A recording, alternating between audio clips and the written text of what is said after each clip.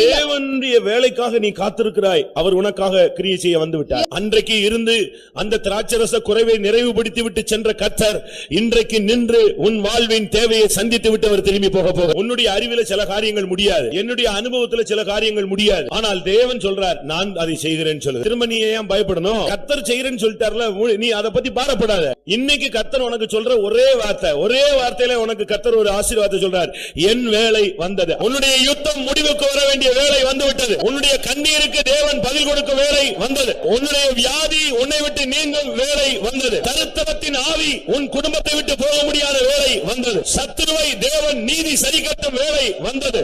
எல்லாரும் வாயை திறந்து, ஆண்டவரே இந்த வசனத்தை நான் 100% விசுவாசிக்கிறேன், எனக்காய் நீர் கிரியை செய்ய வேலை வந்தது என்று சொல்லுங்கள். நான் அநேக நேரங்களில் சூழ்நிலைகளின் நெருக்கங்களில் ஐயோ இன்னும் தேவனுடைய வேலை வரவில்லையே என்று நான் கதறி இருக்கிறேன். இன்னும் தேவன் கிரியை செய்ய மாட்டேன்